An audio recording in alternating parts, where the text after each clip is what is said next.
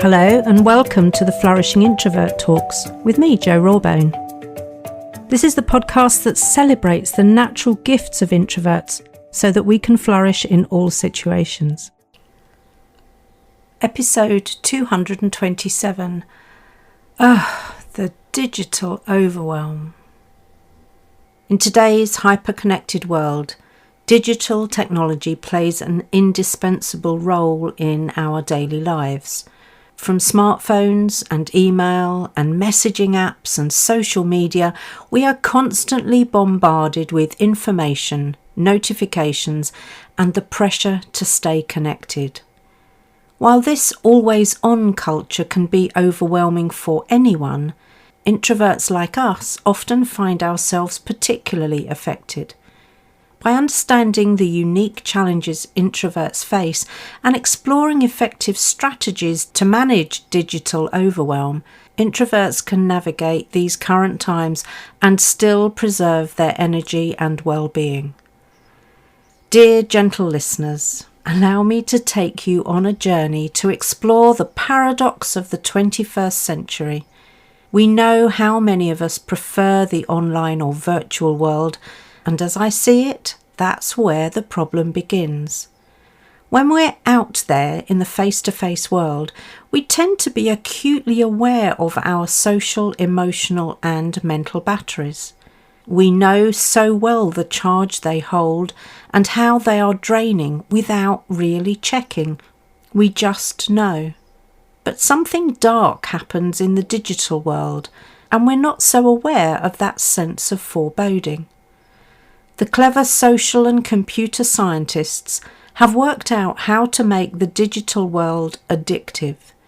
This means it's so much more difficult for us to judge when we're being drained. The result? Overwhelm, and worse, but still doom scrolling. You see, the digital age presents several challenges for introverts.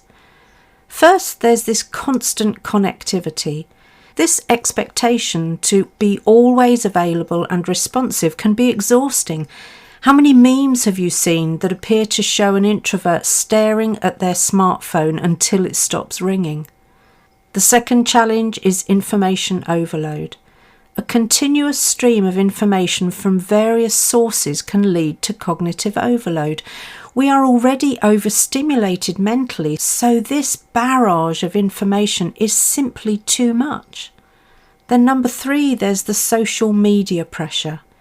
If we're not pressured into feeling we have to be a certain way, courtesy of social media, some of us with businesses also feel that the pressure to maintain an online presence and engage on social media can be particularly draining.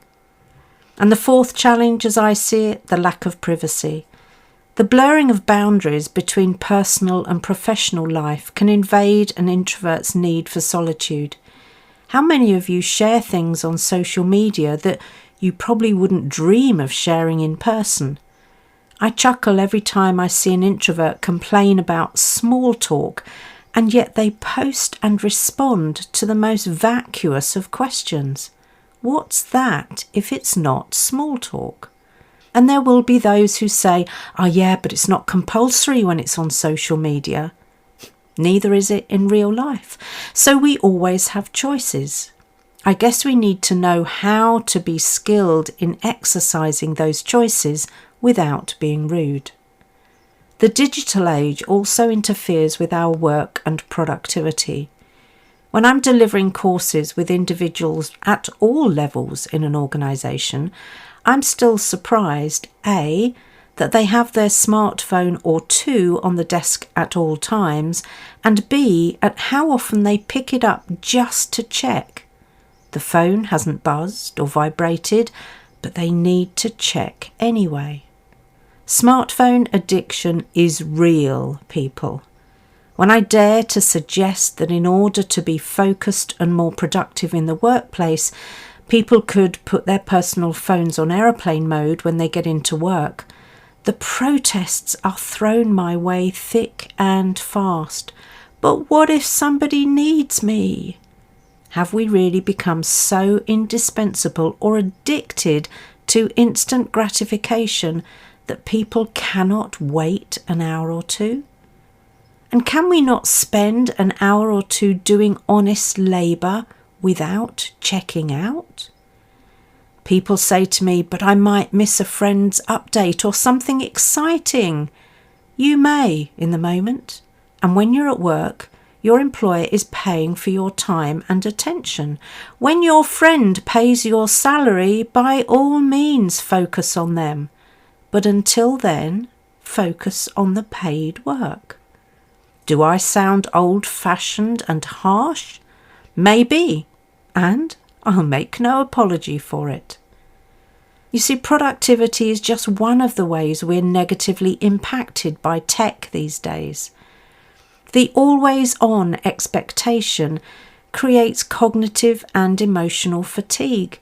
The relentless influx of information and constant connectivity is so draining that we can have difficulty concentrating, difficulty making decisions, and frequently feel unable to cope with the demands upon us. We feel overwhelmed. This often leads to increased anxiety and stress. Stress occurs when the demands put upon us outweigh our ability to cope, and many people experience anticipatory or preemptive anxiety, worrying about what may be coming their way before it has. You're probably already recognizing how your inner critic has a hand in this. And all of this impacts our creativity and productivity. We know we need calm and quiet in order to think deeply and do our best work. The pings and pop-ups simply serve as distractions that add to our stress levels. The reality is, too much of our tech and our addiction to it is a time sink. Processes and systems that were designed as labour-saving are doing exactly the opposite. I get that FOMO is real, fear of missing out, and yet we apply it very selectively. There will be so many memes in introvert communities proclaiming JOMO, joy of missing out, but apparently this only applies to human interaction, not to digital exchanges. The social psychologist Jonathan Haidt, in his book The Anxious Generation, says that smartphones are experience blockers. I second that. Now, we might think that an experience blocker is a good thing, a lucky escape from having to be with people. Social media presents you with endless streams of irrelevant stuff that still manages to catch you, and your peace is punctuated with endless notifications, very few of which are really important. And we wonder why our to-do lists remain stubbornly incomplete. And we're exhausted without actually doing very much.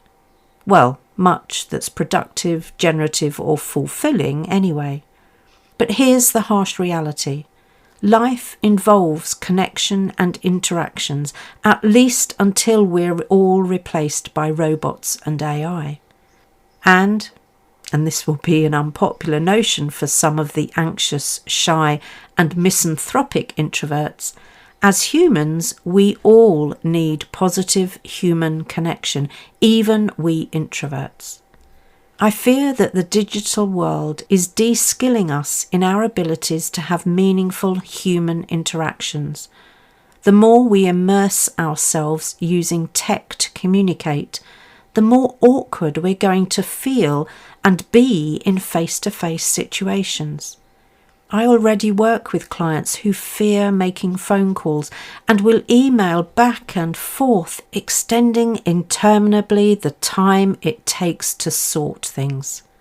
Sociologist Sherry Turkle says that smartphones pull us away from our immediate surroundings and the people closest to us, rendering us forever elsewhere.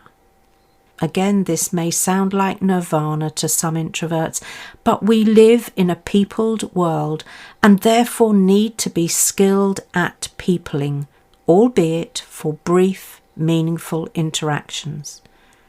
So what can we do about all of this? Well, here are a few suggestions as starters.